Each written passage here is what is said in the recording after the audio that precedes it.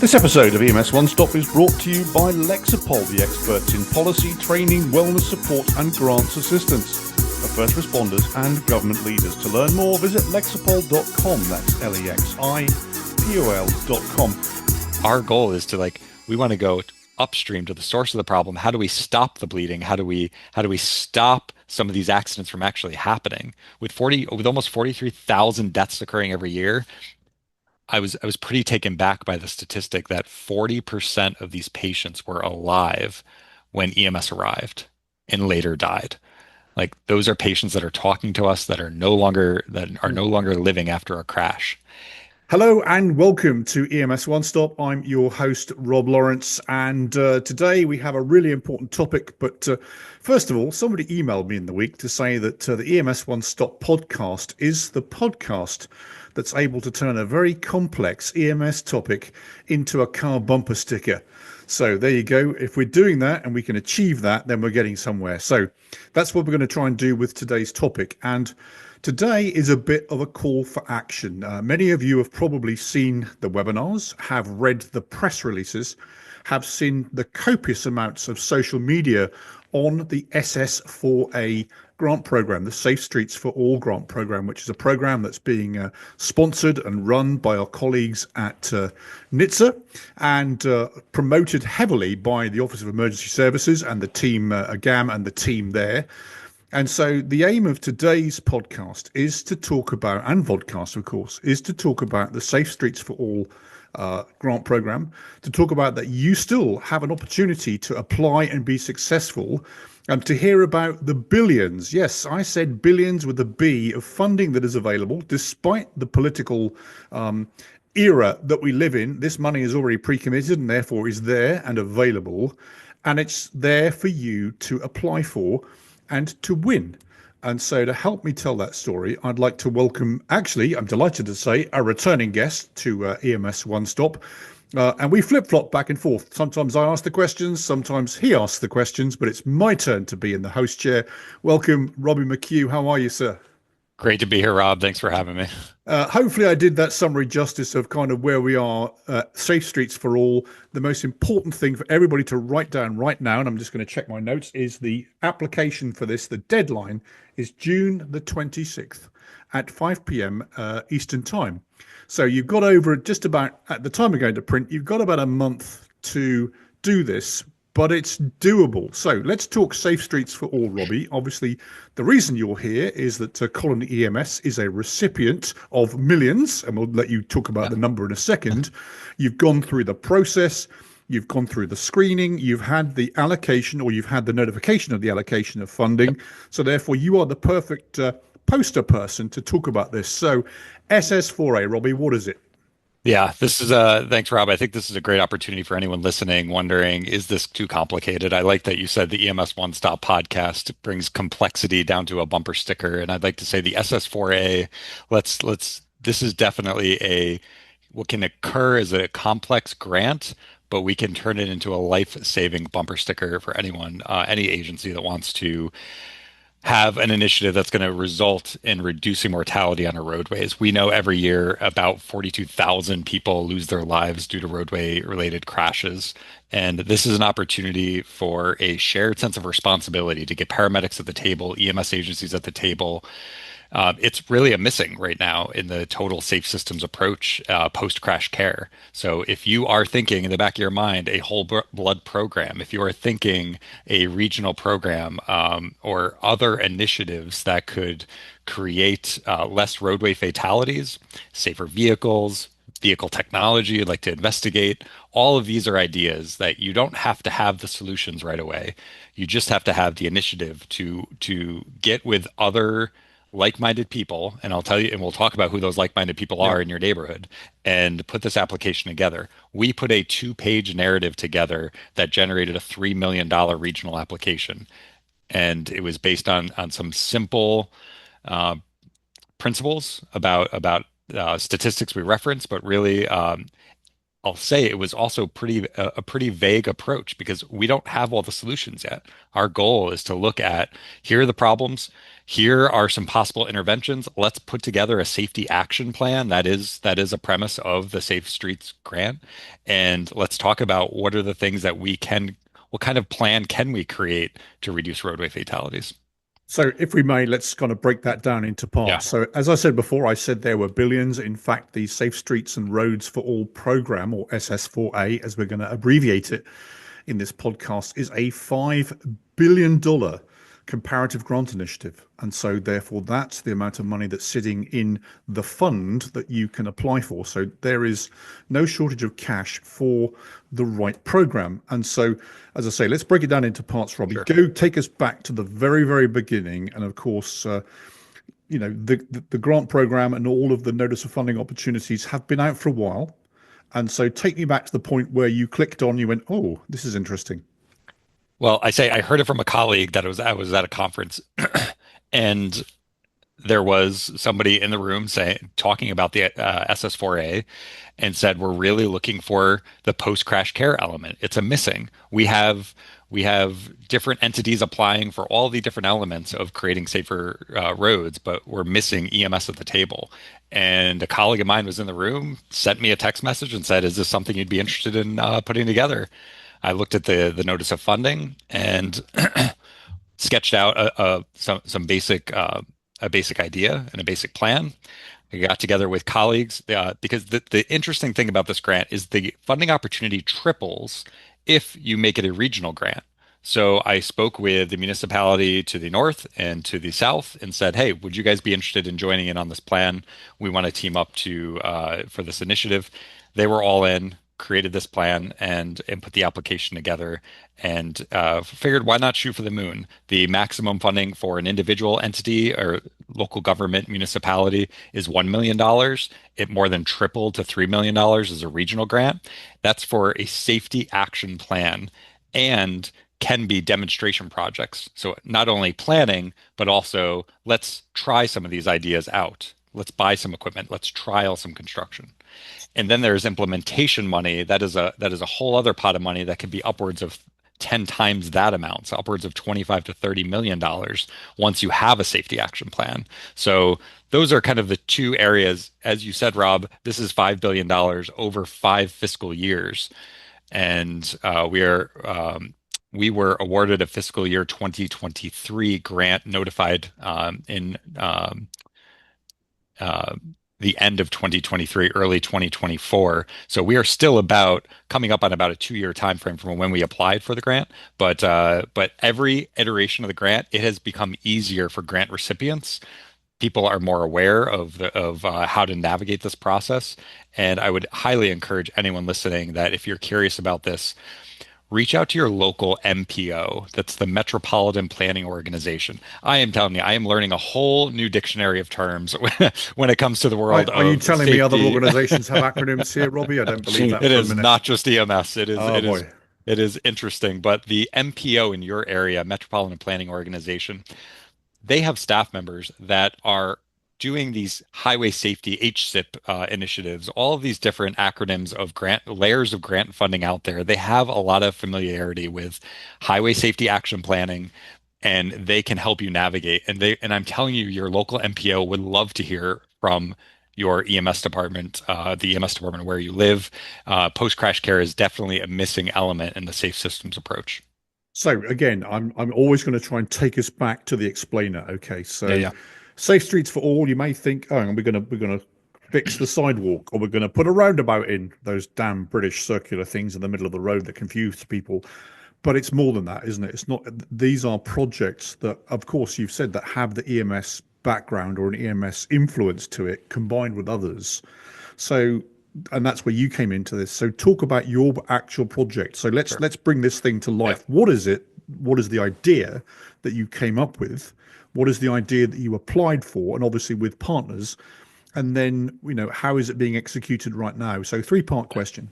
Yeah, yeah. This is a I'll give you the 50,000 foot view and Yeah. then we'll dig down a little bit. I would say this is a two-part approach. Ours is a two-prong approach. One part is exploring, we kept it very generic, exploring technologies related to vehicle telematics and other technologies that would improve awareness of emergency scenes. For example, experimenting with transponders. When you turn your lights and sirens on, we all know that's a hot button issue, is that can cause a secondary crash as well. But modern day cars have vehicle standards that can get in infotainment alerts that say, warning, emergency scene ahead, use caution, or warning, ambulance approaching, pull to the right, use caution. They can get 20 to 30 seconds notification as opposed to the standard 2 to 3 seconds to react. So when you think about that, not only responders operating on a highway in an emergency scene, if these transponders are activating and you have modern day cars on the road getting notifications, it makes it safer for responders and hopefully preventing secondary crashes and more crashes. So that's just one element of the technologies. I try to be very careful not to reference any type of vendor for procurement rules, but I will give examples of vendors that are out there. Haas Alert, And, their safety and cloud actually, let me technology. just jump in there for a second. Yeah, Of course, this is sort of a general rule of grant yeah, application. For example, I in the yesteryear got a grant for actually a assistance to firefighter grant actually for stretchers, and whilst I had in my mind's eye the type of stretcher I was after, I could only use the word stretcher, and I think that's the yes. point that you're making, right? Spot on. And I'll give examples. Well, we haven't committed to any vendors. Yeah. The Haas Alert has a safety cloud. There is Samsara technology, a platform technology that is the Internet of Things, internet connected device that will just plug into the vehicle port and pull so much valuable safety data from your ambulance, from your emergency vehicles. And not only can you leverage that to integrate with Haas Alert and it be the platform that integrates with your siren controller, because nobody wants another button to press. I want the providers to be able to turn their lights and sirens on and have it activate the safety cloud through a Samsara system, for example. So those are the technologies to explore. And how do we make sure somebody's information goes from their smartphone device if they're in a medical emergency and they have information on that device, for example, your medical ID, that information flows through the 911 PSAP without maybe next generation technology, but there's not a you don't have to overwhelm the 911 call taker who is already coordinating multiple resources. But if that information could flow through to the first responder on the way so that we have an idea of who's in the vehicle, what's the velocity of the vehicle at the time of crash, were airbags deployed, does that occupant, are they known to have a pre-existing medical condition that may influence our treatment? So all of these elements, again, are just ideas of how do we pilot and work with existing technologies and frameworks. That's part one. That part one has also evolved into New York State allowing blood on ground ambulances as of September of last year. Well, this grant is adaptable to help support the post crash care element and actually purchase blood coolers and warmers and the technology to support that. So it was pretty adaptable based on how we left part one. Part two of this grant is about a health information exchange. The idea being there are various siloed data systems out there from statewide health information exchange registries. How do we have providers using existing platforms that they already use? We are going to trial, our region uses Pulsera as a platform to communicate with hospitals. We are going to trial using that technology platform as an existing tool that providers already use.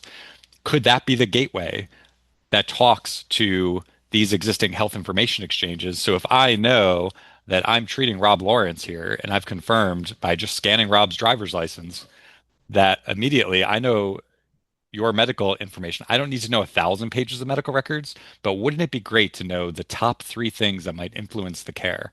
Are they nonverbal? Do they have an emergency contact? Do they have a bleeding disorder? What are those elements? And that's what we're going to explore with the safety action plan. And the last piece I'll say about this part two, less than 2% of outcome data makes it back into the NEMSIS national data set every year. So our goal is to close that loop. How do we use the existing hospital interfaces, secure data pipelines that are out there for in-state and intrastate communication, and make sure that when that patient is discharged from the hospital, that outcome is transferred back to the national data set to close that loop. Because how do we change something if we can't measure it? Okay, so let me apply the bumper sticker as we've sort of started to use that Yes. analogy. So Yeah. people's ears immediately pricked up when we said the word blood, because of course, as we know, blood is the word of the year so far. So again, to my kind of flippant analogy, it's not about roundabouts and pavements. It's about the adjunct to saving more lives on the roadside. And therefore, if you have a whole blood or a constituent parts of blood program, the equipment and the supporting equipment that goes with that is going to be part of the eligible grant program. And also, I'm going to do a quick teaser here, Robbie, that coming up on EMS One, I'm going to be joined by Dr. Matt Levy. Yeah. Excuse me. Coming up on EMS One, I'm going to be joined by Dr. Matt Levy and Tom Dransfield from New Orleans in a webinar in a few weeks' time, where we're going to talk about whole blood delivery and obviously the challenges and the logistics that go with that. So that's coming up. Watch your EMS One news feed for that. But back to the bumper sticker. So if you have an idea for something that's going to improve post-crash care, that you can actually justify that there's a need for it, that's part one. Part two, obviously you discussed the commercial off the EMS shelf technologies that are already out there to enable us to warn and notify others of the presence. And actually, I was just coming back from Arizona last week, and of course, the amount of times I had to press the button that yes, the speed trap cop is still there. That technology is kind of existent already in my ways. Yep. So there is, your imagination is not limited here in the things that you can apply to do. That's great, fantastic, right? So there's no limit on what you can ask for. But of course, if you ask for it, you then have to be prepared to use it and to implement it. Sure. And so again, using your system as the example, okay, you've got your bid in, your ideas are on paper. How are you physically going to enact all of this? Well, every action plan is going to require a consultant. And I will say that I'm fortunate to be in an administrative position as an assistant chief with this municipal EMS department. And I have great colleagues. We don't have a large staff of people to support doing all of this. So having consultants that are out there, as I said, get with your MPO and have a conversation about what this might look like. They will help direct you and say, well, we could probably structure a grant this way and have a consultant there that can help with writing the action plan, analyzing the data. There are so many data sources out there, from crash related data, fatality data, looking at your community and coming up with a solution that's going to fit best for your community. And then how do you take, if you're going to be doing some demonstration projects, how do you measure that? So a lot of that is going to involve a consultant. And when it comes to part two of what we propose, the health information exchange, there are a lot of consultants out there and companies that are able to help use existing frameworks like TEFCA and all of these intrastate standards. We're not reinventing the wheel. We're just trying to connect all these data elements that for a long time have been siloed, and this data has been separated. So Okay, and we'll pick up the HIE discussion after the break.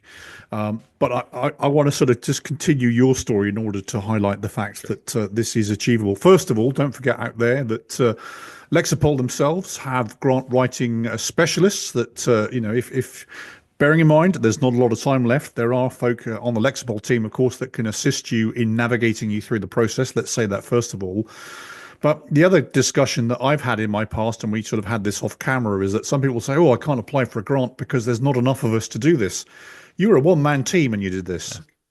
Yeah, and again, I'm fortunate to have colleagues that are supportive, and I had to go through a certain chain of command to get local government approval. So we know EMS is delivered in multiple different ways. I will say that if you're not a municipal part of a local government, they need to be an applicant, or the MPO needs to be an applicant.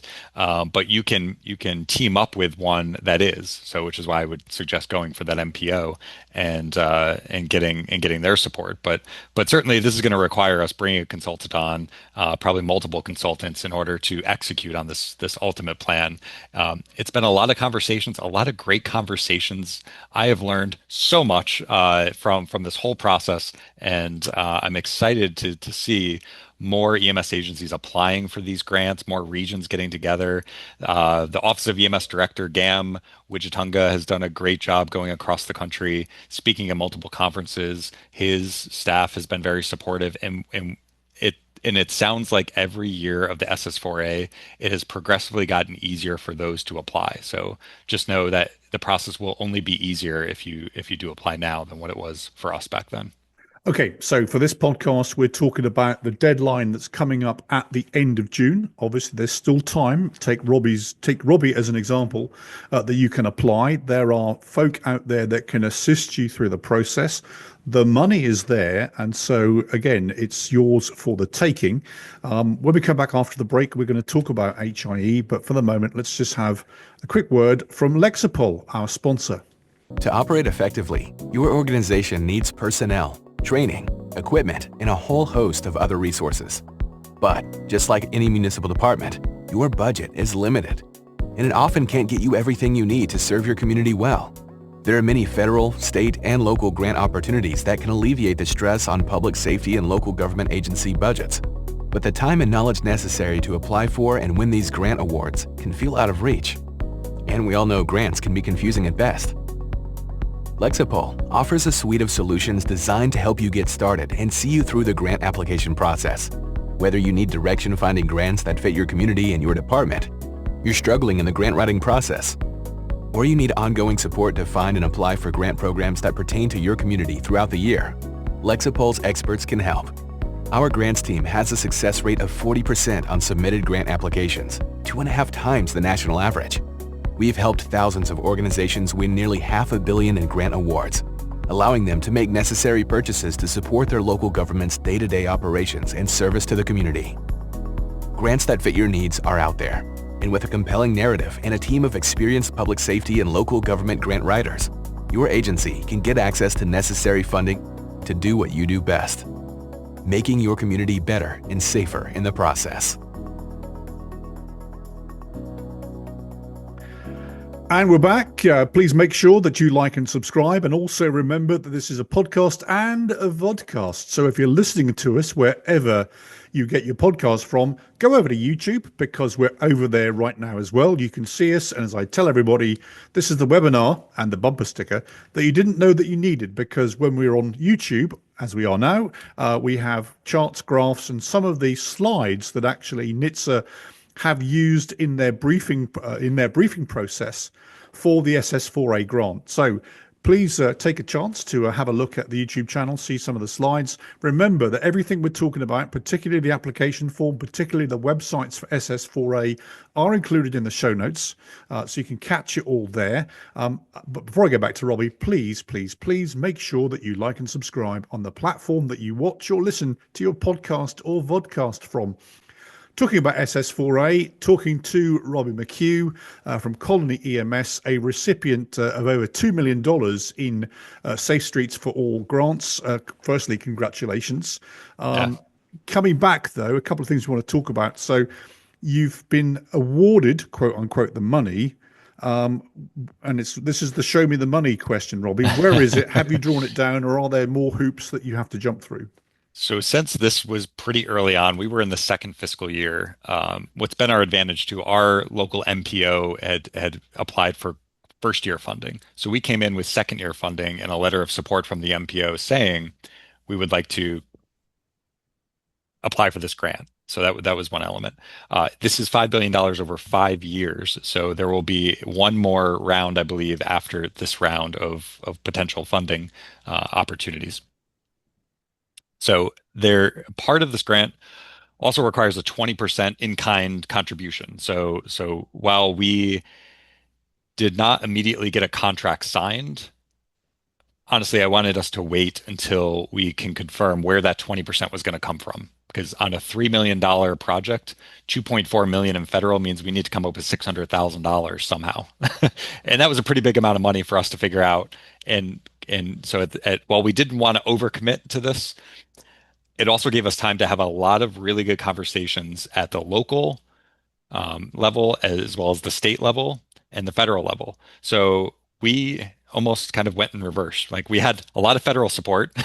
We went and got a lot of state support and then got the continued on the local level. So the conversations with both NISDOT, New York State, our New York State Department of Transportation at the headquarters level have been fantastic. At our Region 1 level in our state, very supportive.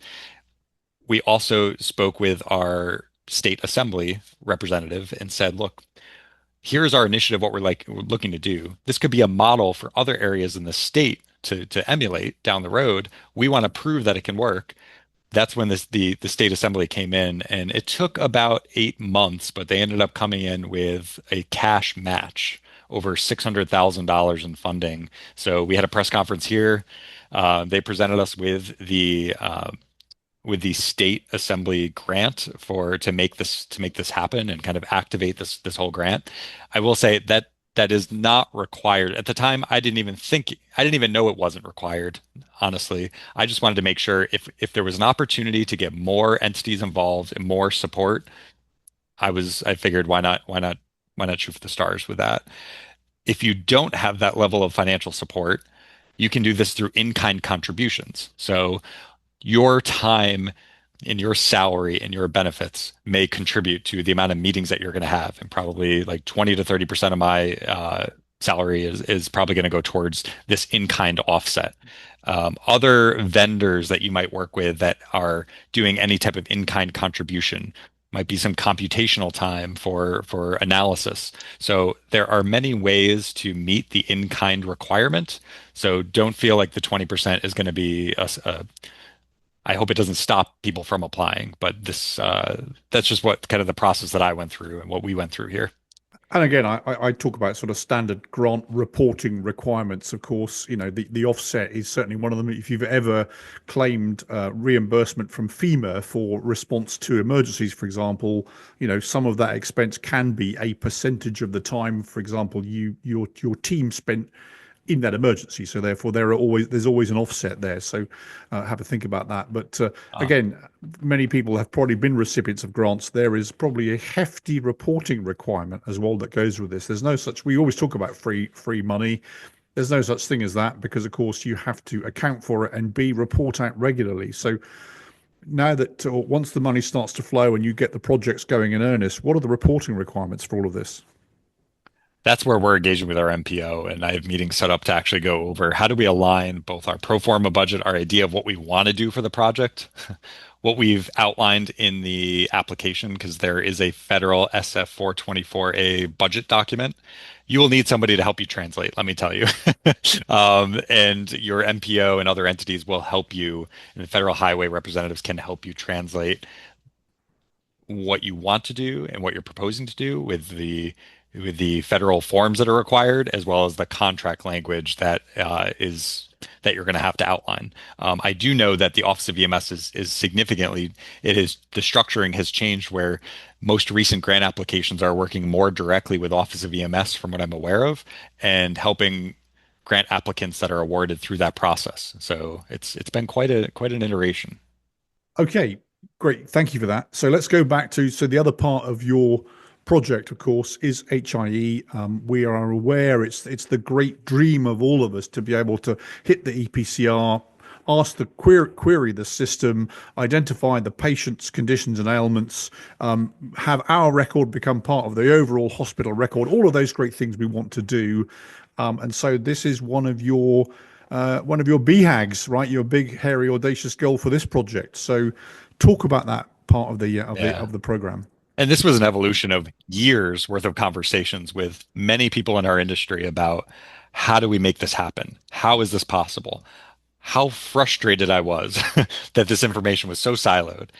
The fact that we still have entities faxing documents and PDFs and somebody manually scanning them into a record at a hospital. We're paying for faxing fees. We're paying for labor to attach those. I mean, the idea that there are technologies and consultants out there that can help us make sure that not only is it automated, but how do we get discrete data mapped so that we're not expecting somebody to read it through a 5-page PDF document, but the data fields actually show up in whatever system that the hospitals are using.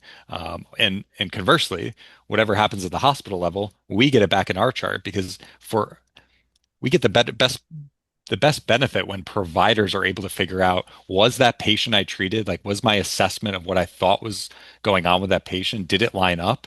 And until we can close that loop, providers are always left wondering, was that the right treatment? What actually happened to that case? So, that's the big goal. And I really think based on the discussions I've had over the last few years, especially, it doesn't hurt to have this level of funding to say, okay, now go Yeah. ahead and fix it. Let's come together and come up with, how do we want the system to look?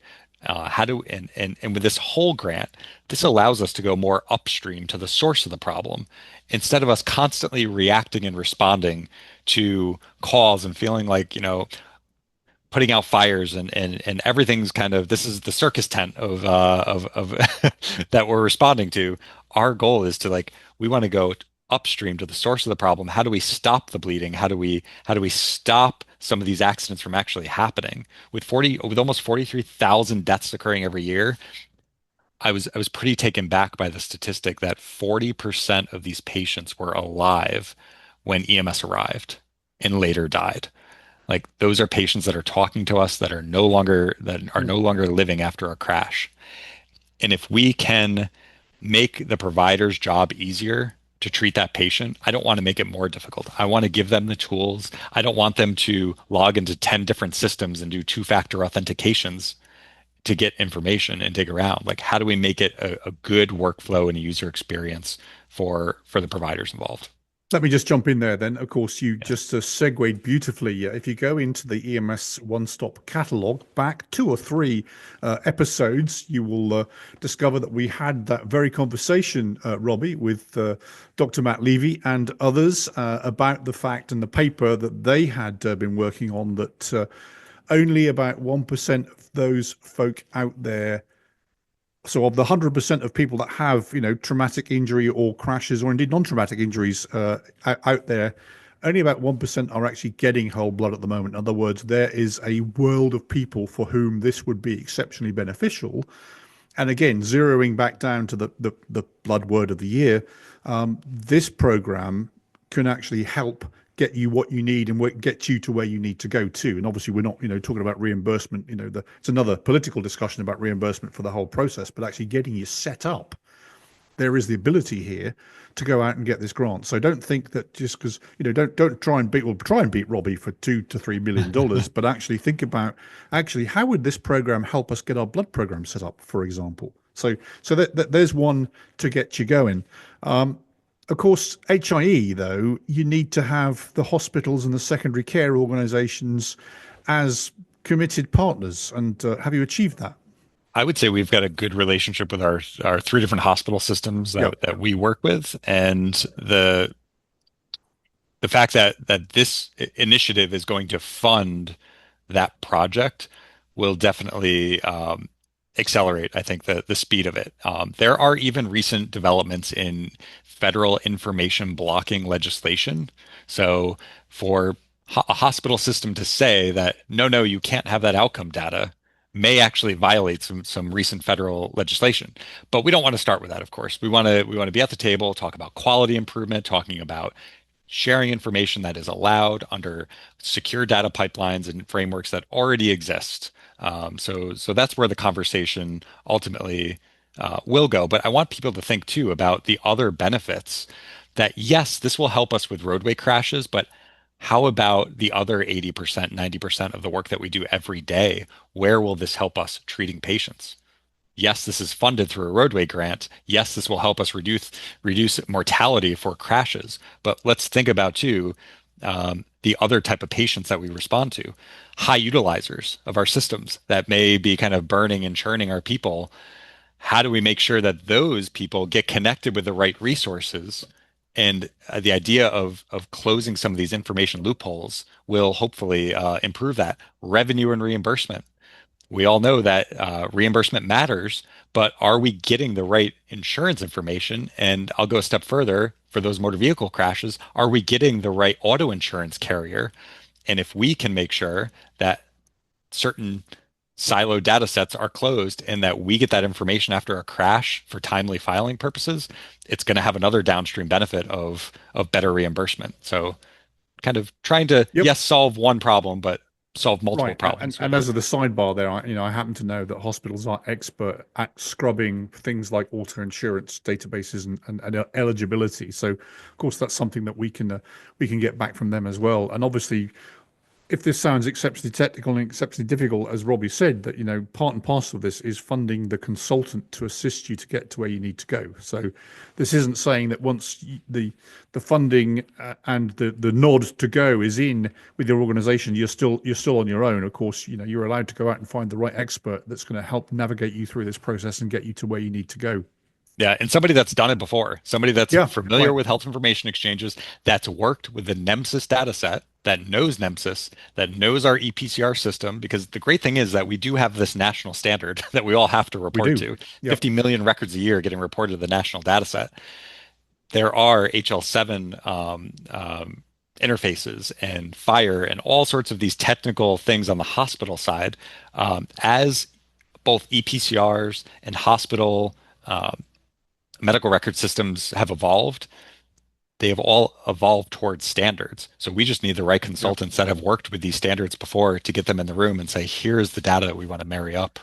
Right. And I have every confidence, he said, grinning, if you're listening, that once this podcast particularly goes live, that my social media feed will come alive with people that are experts in dealing with HIE data. So I look forward to reading about that when we publish this.